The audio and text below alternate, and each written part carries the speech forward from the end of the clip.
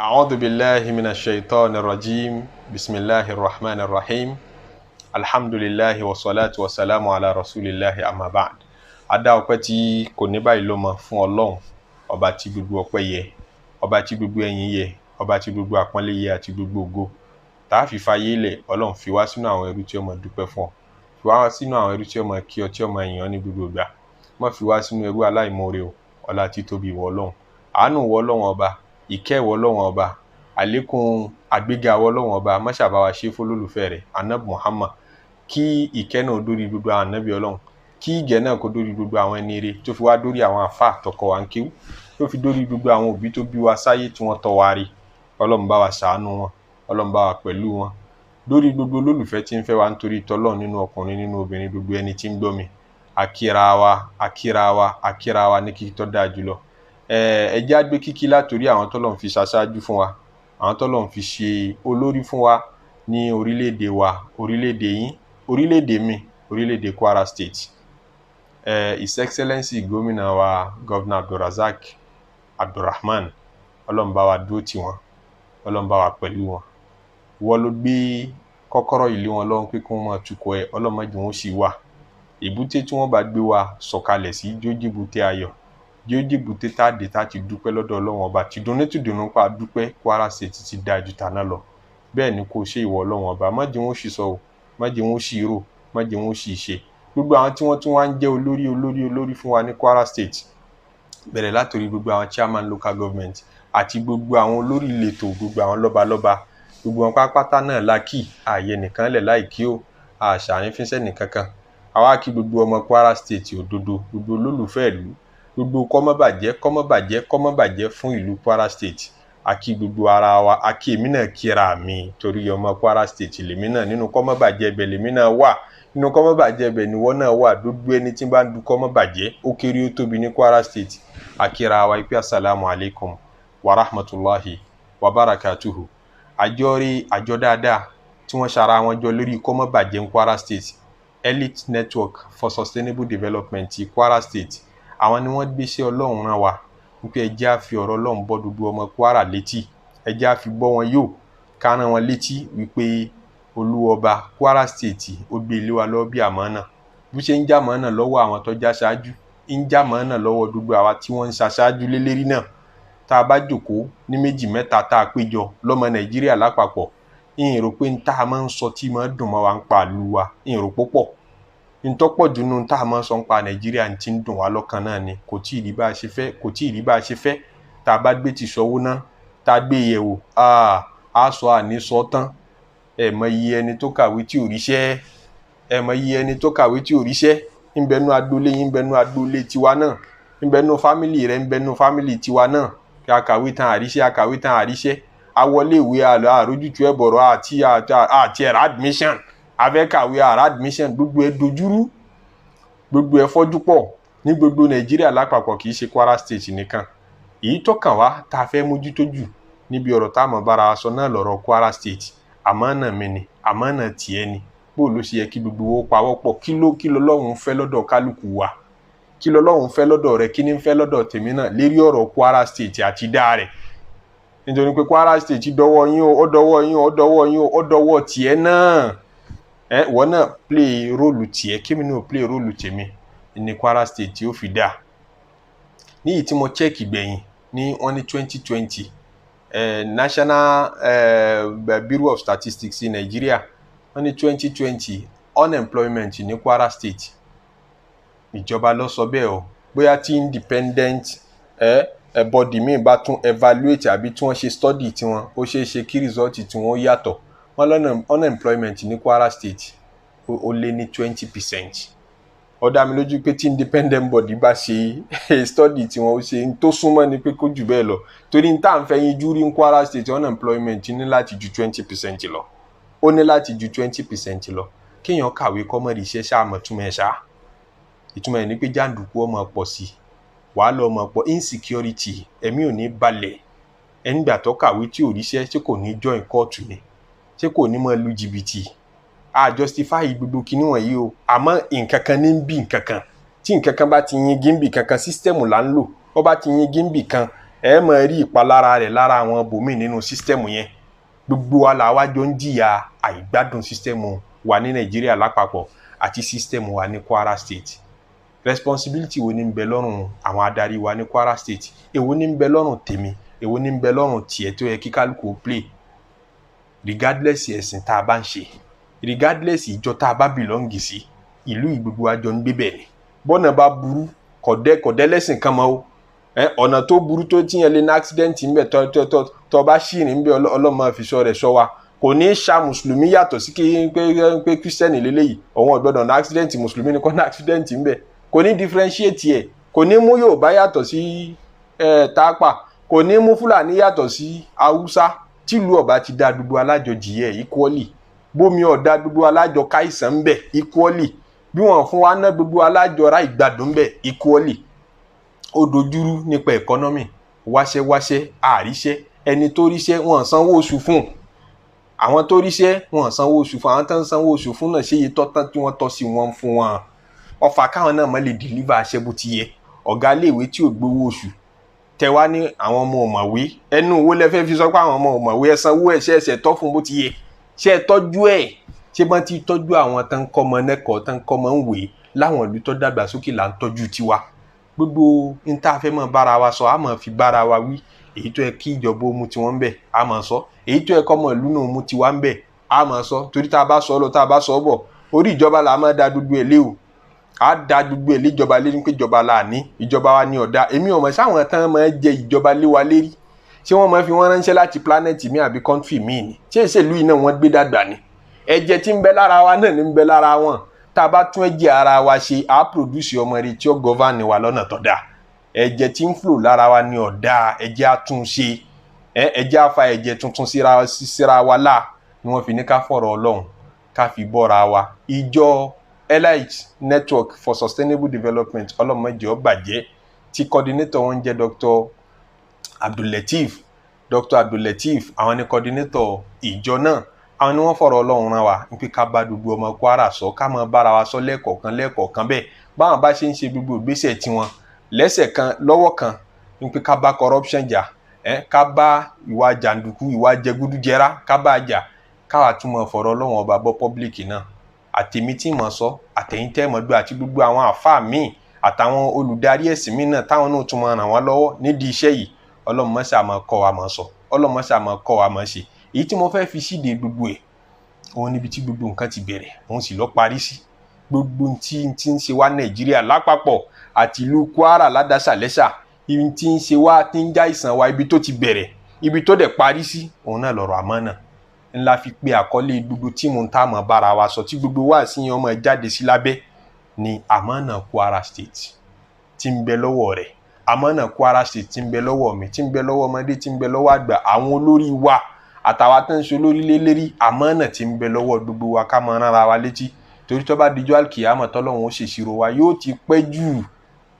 Kí wọ́n máa wo rẹ̀ kéré ń pé àṣẹ sámọ̀ náà lú wa ń bẹ lọ́wọ́ tèmi ni, ọ̀rọ̀ lù ò sí lọ́wọ́ tiwa, ọ̀rọ̀ ìyàwó mi àtọmọ mi nìkan ní ń bẹ lọ́wọ́ mi, ọ̀rọ̀ lù ń bẹ lọ́wọ́ tiẹ̀ náà. Torí tán bá àpapọ̀ wa náà là ń jẹ́ ìlú ọ̀dọ́, ìlú kìí ṣèyàn kan ní ń jẹ́ bẹ́ẹ̀.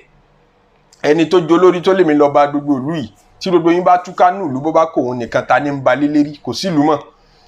Gbogbo wa lákójọ papọ̀ làájọ ń jẹ́ ìlú. Ìtumọ̀ ẹ̀ ní pé tílù yẹn ọba máa jẹ́ ìlú re, gbogbo wa náà láàjọ ṣiṣẹ́ rí. Tílù yẹn ọba jẹ́ ìlú bú, gbogbo wa láàjọ sọ di ìlú burúkú. Ìpawọ́pọ̀ wa ni ó tún ìlú Kwara State ṣe, ni ó gbé lárugẹ ju ibi tó dáadé yìí lọ. Ètò ẹ̀kọ́ wọ̀ ọ̀la kò lámójútó tó yẹ, ètò àlàáfíà wọ̀ lámójútó tó yẹ. Ẹ̀yin náà gbé yẹ̀ ó ṣe bẹ́ẹ̀ ti dáwọn ìlú mi rí, ẹni tí ò tí dé ìlú mi ṣe bó ń gbúròó, ó léèyàn tó ti darí ibẹ̀ tó ròyìn fún ọ rí. Ṣé bẹ́ẹ̀ kọ́ ti rí ń bẹ̀ lórí Nàìjíríà, ṣe ń lórí ń Kwara State? Ṣé bẹ́ẹ̀ tó àlàáfíà ṣe rí ń bẹ̀, ṣe ń lórí ń Kwara State? Hospital mélòó la ní? Nínú àwọn hospital ta ní mélòó ló ṣe fi yan gan pé hospital rèé ń pé tó bá ìsàn ńláńlá kan bá dé o, alọ́ hospital mélòó la ní bẹ́ẹ̀? Kọ́lọ́mọ fi sọ rẹ̀, Ọlọ́run ní fi sọ rẹ̀ sọ wa, kọ́mọ yọ ìsọ yẹn, kọ́mọ yọ ààbò rẹ̀ kúrò lára wa. Ẹ jẹ́ àti ẹ̀gbẹ́rẹ́ ti literacy yẹ̀wò ní Kwara State. Èèyàn mélòó lọ́kẹ́kọ̀ọ́ lẹ́kọ́ yé ní Kwara State? Pé àwọn tí wọ́n ní basic understanding tó yẹ kí n ò ní pé basic knowledge basic education ní Kwara State ẹ wo bí literacy wa ṣe low ẹ wo bó ṣe low statistics ìjọba Nàìjíríà tán fi hàn wá ojú oyè wa pé around 40% ọmọ Kwara State around 40% ṣe ń pé ó súnmọ́ tán pè ní ìlàjì ọmọ Kwara State òun làwọn tí ò ní literacy àwọn tán jẹ́ illiterate ẹ̀bẹ̀ wọn lè kọ wọn lè sọ wọn lè kà ìkànnì àwọn ìyá wa kan ọ̀rẹ́ wa kan darí láti ìlú Saudi òun kẹ́kọ̀ọ́ lọ́hùn àwọn sọ fún ìyá wa wọ́n ṣàn kí káàbọ̀ ìkànnì àwọn ìyá wa ọmọ oko kan ni ọlọ́ kí wọ́n ń bẹ̀ gbà tó débẹ̀ ìyá náà ń kí káàbọ̀ pé káàbọ̀ wá lágbájá káàbọ̀ àwọn tiẹ̀ sọ fún mi pé ìlú Mọ́kà lọ́wọ́ àwọn ló ń kéwú lọ́hùn ni àmì tí a ní ìmọ̀ bí ọ̀hún ṣe rọrùn fún yín sí ká fi nǹkan oko ránṣẹ́ sí yín ká fi iṣu ránṣẹ́ àtàwọn nǹkan kò yókù wọn náà mọ̀mọ́ ẹ máa gbọ́ mọ̀mọ́ àwa ń gbádùn gan ní Saudi lówó lọ́wọ́ Nàìjíríà nìyà ń jẹ mọ̀mọ́ ni àwọn owó tún ni wọ́n ń jẹ báwọn Nàìjíríà tún jẹ wọ́n mọ̀mọ́ mọ̀ pé àwọn làwọn ń jẹ Nàìjíríà ẹ gbọ́ mi mọ̀mọ́ àwọn ọmọ ipá àwọn tí ẹ̀ ń gbẹ ìlú kan bẹ tí ń jẹ́ Nàìjíríà àwọn àmọ́ bẹ́ẹ̀ omi tán mu omi odò ni kò sí ná kò sẹ́lẹ̀ tó do story kò sẹ́lẹ̀ electricity táwa ń sọ yìí nísìnyí àwọn tí ẹ̀ mọ́ láì dá àwọn ọ̀kọ́kọ́ mọ̀ ní problem ṣebí kò sí literacy ni yíyan bá mọ literacy yíyan bá kẹ́kọ̀ọ́ kò ní mẹ̀tọ́ ẹ̀ nípa ìjọba wa ó yẹ kán ṣe nǹkan báyìí wọn àti ìṣe bá kẹ́kọ̀ọ́ kan débẹ̀ alájú débẹ̀ ló la fi mọ̀ lẹ́tọ̀ọ́ ní wulẹ̀ mọ̀ rárá tí literacy bá ti wá high bẹ́ẹ̀ corruption pọ̀ gbogbo kíní ẹ̀ la ní láti níjọba ní láti mójútó làwa náà ní láti jà lógun ní level tiwa bá gbára wa bá ṣe mọ̀ àwọn kíní wọ̀nyí ni wọ́n ní a máa rárá wa létí ni wọ́n ní ká máa bára wa sọ ní ìdákúrekú ọlọ́mọṣà fi ràn wá lọ́wọ́ ọlọ́mọṣà ràn wá lọ́wọ́ àti ṣe ọlọ́mọṣà fi rọ̀ wá lọ́rùn ọ̀làlá ilaha illallah ibi tá a lọ́rọ̀ ti bẹ̀rẹ̀ ibi tá a sì lọ́ parí sí òun lọ́rọ̀ àmánà tá a fẹ́ máa sọ̀rọ̀ lélẹ́rí lábẹ́rẹ̀ láti mọ mú oríṣiríṣi nǹkan jáde àmánà Kwara State tura anabi sallallahu alayhi wa sallam ó ní kullukum ra'in gbogbo yín pátápátá mọ́ fojú dira rẹ̀ tí Nàìjíríà ọba dáa ó níṣẹ́ tí wọn náà ṣe ń bẹ tí gbogbo ọmọ Nàìjíríà bá ṣe tiwọn tán bá ṣe kọ́tà tiwọn tí wò ó ṣe tiẹ̀ tí wọ́n nìkan tó ń gbọ́ mi o tó bá ṣe tiẹ̀ Nàìjíríà yóò sì láàyè pé ó sì kù síbi báyìí torí ládájú ò tí ì ṣe tiẹ̀ bàbá ń bẹ ládùúgbò tí gbogbo òbí bá ń tọ́mọ wọn rí tí wọ́n nìkan ọba tọ́ tiẹ̀ rí tiẹ̀ yẹn tó burú tó tí ọ̀dà àwọn yóò bá tàwọn òbí yòókù jẹ́ yóò kó bá wọn àfi kí wọn náà tọ́ tiẹ̀ rí kájọ pawọ́pọ̀ kádùúgbò lè dáa kájọ pawọ́pọ̀ kí ìlú ó lè dáa kájọ pawọ́pọ̀ kí kọ́ńtì ó lè dáa àfi kájọ pawọ́pọ̀ kí ilé ayé ó lè dáa Ànábì ní kullukum ra'in gbogbo yín pátá la daran jẹ wọn náà lẹ́ni tó ń darí wa kullukum mas'ulun an ra'iyatihi kì í wá ṣeré kì í ṣàwàdà tó bá dijọ́ àlùkìyámà níjọ́ kan yìí Ànábì sallallahu alaihi wasallam ní gbogbo yín pátá náà lọ́lọ́run ó béèrè pé bó ló ṣe ń ta kó lé ọ lọ́wọ́ sí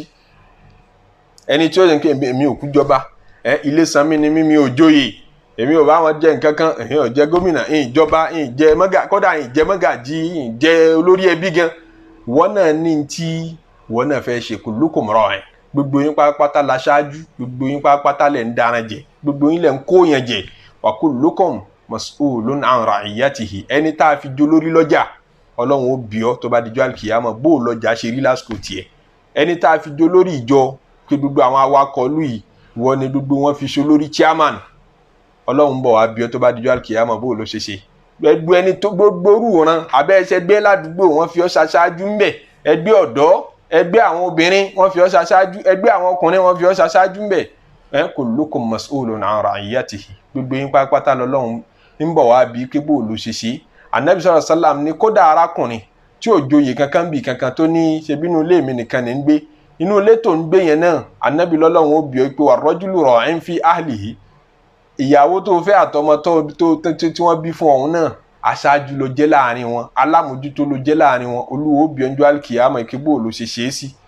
bó ló ṣe tọ́jú àwọn ọmọ rẹ sí tí ọmọ lọ jókòó sásẹ̀mblì tó ní fowó oúnjẹ ẹlẹ̀ sílé ni àbí bó ló ṣe Ọlọ́run ó bí ọ àmánà ni wọ́n jẹ́ lọ́wọ́ rẹ̀ bẹ́ẹ̀ ni ìyàwó lọ́dọ̀dẹ̀ ọkọ wal mar'atu ra'iyatun fi bayti zawjiha arábìnrin tá a fẹ́ sílé náà alámòjútó nìwọ náà má sọ pé ń fún ọ lówó oúnjẹ ni wọ́n kúkú ń fèmí lówó oúnjẹ ni wọ́n kúkú ń bọ́ mi ni alámòjútó nìwọ náà tó bá dijọ́ àlùkìyámà Ọlọ́run ó bí ọ bó ló tọ́jú ilé ọkọ rẹ sí gbogbo wa la gbé àmánà dání gbogbo wa pátá la gbé àmánà dání bí Kwara State ó ṣe dáa bí ó ṣe ní bàjẹ́ ọ̀dọ́wọ́ mi ọ̀dọ́wọ́ rẹ̀ la fi pé àkọlé wa ní àmọ́nà Kwara State Ọlọ́run jẹ́ aláṣẹ pé àmọ́ ríra wa bá sọ̀rọ̀ síwájú sí i àmọ́lúwa sọ fún wa ní Al-Qur'ani wípé inna aradna al-amanata ala as-samawati wal-ardi wal-jibal Ọlọ́run ní àwa a gbé àmọ́nà lé ìtànpè ní sánmà bí sánmà ṣe tóbi tó ó fẹ̀ ju ilẹ̀ lọ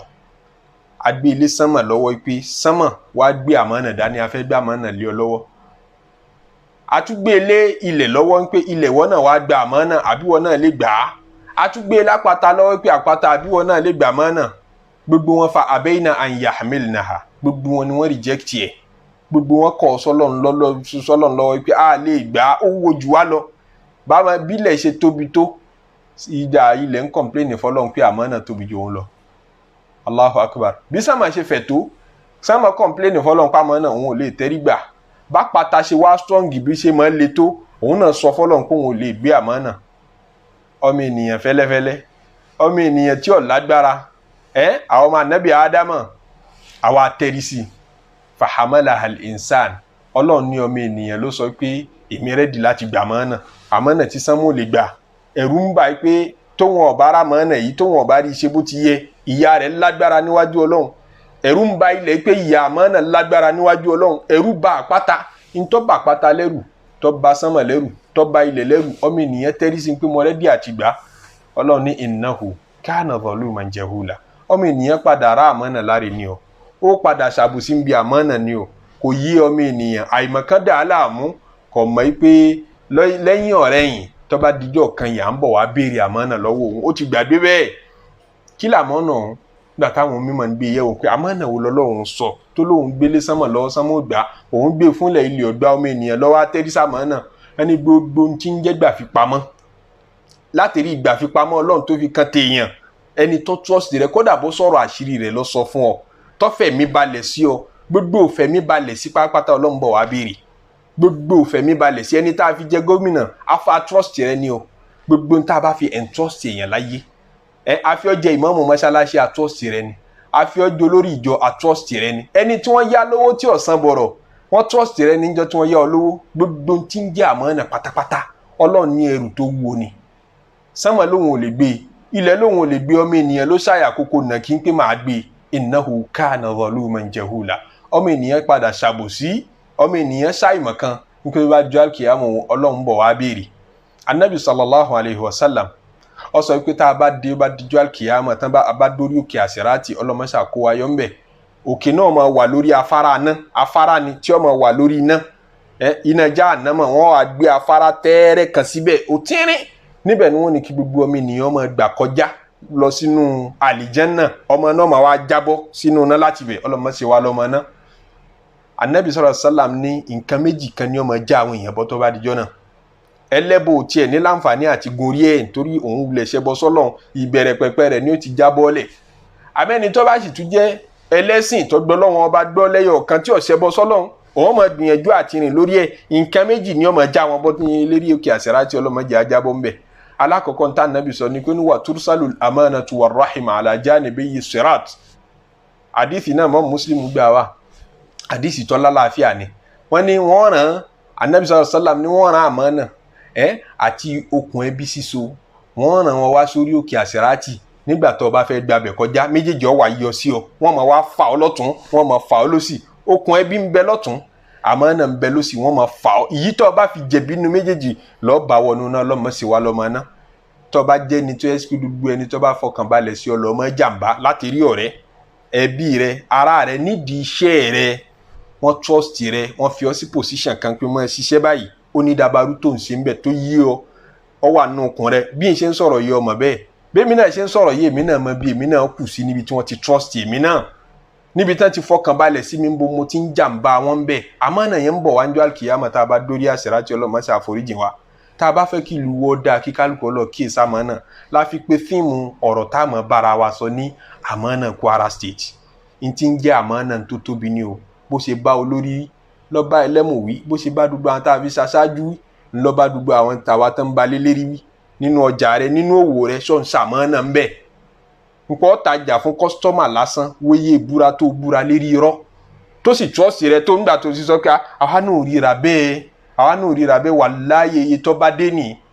ó sì trust rẹ nígbà tó ti rò pé iye tó bá dé nù iye tó ní ó mú wá ó padà san ó sì mọ̀ pé rọ́ lọ pa fún un sáàmọ́ náà nù ìyàwó tó ń bá sùn sáàmọ́ náà ni lẹ́ni tó trust rẹ tẹ́ ríra tẹ́ fẹ̀yìn síra yín ó dẹ́ ẹni tẹ́ ń fẹ̀yìn síra yín tó ń sọ̀rọ̀ rẹ̀ lẹ́yìn láì dá ṣó jàǹbá àmọ́ náà gbogbo ẹni tó bá trust rẹ tẹ́mi rẹ bá balẹ̀ sí ọ tó fojú rẹ wò ọ tó fọkàn rẹ bá ọ lò tó wá jàǹbá rẹ lọ́nà kan sọ́nà kejì ó ti jàǹbá àmọ́ náà èyí tó wá burú jù nù gbogbo àmọ́ náà tí yẹn lè jàǹbá láyé òun làmọ́ náà Ọlọ́run ọba tó dá ọ sáyé tó ní ọmọ sìn tó wá ń ṣẹbọ sí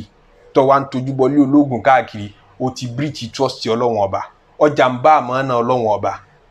Olúwa sọ nínú Al-Qur'ani pé ya ayyuhal ladhina amanu ó ní mo ké sí gbogbo ẹ̀yin tẹ́ nígbàgbọ́ ní èmi Ọlọ́run ọba la takhunu Allaha wa rasul ẹ má jàǹbá àmọ́ náà Ọlọ́run ẹ má jàǹbá ànábì àmọ́ náà ànábì sallallahu alayhi wa sallam wa takhunu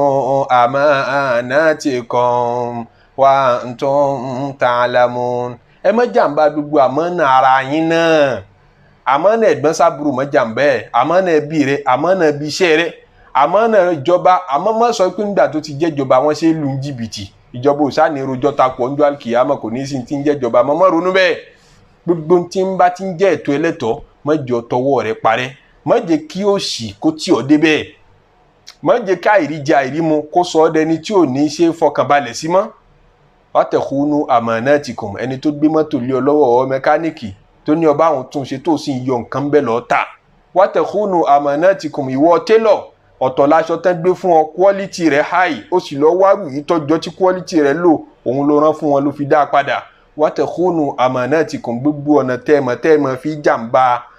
àwọn èèyàn pátápátá nídìí iṣẹ́ rẹ̀ nídìí òwò rẹ̀ wọ ẹnjìníà gbogbo orú ìránṣẹ́ tí ń bẹ lọ́wọ́ rẹ̀ tọmọ ẹgbẹ́ ni tí ó bá kọ́ṣẹ́ òun kó yé bó ti yé ọ ó rọrùn fún ọ láti yàn án jẹ wa takhunu amanatikum alibarika kúrò nínú ìlú tẹ́ ẹ bá ti ń jàǹbá ara yín alibarika kúrò nínú owó tí ń bẹ lọ́wọ́ yín bó ṣe kéré mọ́ àyẹn náà gbogbo tẹ́ ẹ bá fi ń ṣe ẹ̀ ní rójútu ẹ máa sọ pé ìlú ìmọ̀ ń le kọ́ mọ rọrùn fún wa nígbà tí ìjẹkújẹ àti haramu bá ti pọ̀ ọlọ́mọṣà foríjìn wá aláfi sọ pé iṣẹ́ tí àwọn Elite Network for Sustainable Development ní Kwara State gbélé wa lọ́wọ́ yìí iṣẹ́ tó tóbi ní o bí ó ti mọ bá èmi tí ń sọ̀rọ̀ wí náà ni ọmọ bá kálukú wí kálukú ọmọ wa ṣàtì ẹ̀ ń bẹ̀ tí Kwara State bá fẹ́ dáa tá a bá fẹ́ mọ̀ wo Kwara State in 50 years to come in 20 years to come nípa alhamdulillah ìlú yìí ti wá great ní gbogbo Nàìjíríà Kwara State ti jẹ́ number 1 in fact Kwara State ó ti ń lead l'Africa in fact Kwara State ti wà nínú gbogbo àgbáyé pátápátá nínú state tí ó prosper jù economically educationally security wise gbogbo nǹkan pátápátá tá a bá fẹ́ fi Kwara State proud àfi ká lọ lámọ̀ọ́nà olórí nínú wa ẹlẹ́mù nínú wa ọkùnrin nínú wa obìnrin nínú wa ẹni tó níṣẹ́ lọ́wọ́ nínú wa ẹni tí ń ṣòwò nínú wa gbogbo orúran agbẹ́rin tá a bá wà pátápátá àfi ká fàmọ́ọ̀nà ṣayé láfi ní Kwara State àmọ́ọ̀nà Kwara State ọ̀dọ́wọ́ mi ọ̀dọ́wọ́ tiẹ̀ náà ẹ máa bá wa ká lọ lérí ètò wa ọlọ́run ó fún wa ní ẹ̀mí gígùn àtàláfíà tá a fi máa tẹ̀síwájú lórí ẹ̀ ọlọ́run ní jẹ́ ó bàjẹ́ o ìlú náà ọlọ́run ní jẹ́ ó tú Nàìjíríà ọlọ́run má ṣe fi wá láyà balẹ̀ lápapọ̀ gbogbo ibi tó kù sí ti ń dùn wá ọlọ́run bá wa tún ṣe ọlọ́run bá wa tún ṣe ọlọ́run bá wa tún ṣe àwọn ọmọ tá a wá ń bí síbẹ̀ pé àwọn ọ̀la wa ní Nàìjíríà àwọn ògo wa ní Nàìjíríà ọlọ́run bá wa yè wọ́n ọlọ́run bá wa yè wọ́n jẹ́ Nàìjíríà ó yè látọwọ́ wa Nàìjíríà tí wọ́n bá inherit lọ́wọ́ wa kó jẹ́ n ta lè fi proud pé lásìkò generation tàwọn ọ̀dọ́ tèmi o Nàìjíríà dáa gbogbo nǹkan tó ti bàjẹ́ pátápátá látúnṣe ń bẹ̀ ọlá la ilaha illallah ọlá Muhammadu rasulullah ọlá sallallahu alayhi wa sallam subhana rabbika rabbil izzati amma yasifun wa salamun ala al mursalin walhamdulillahi rabbil alamin.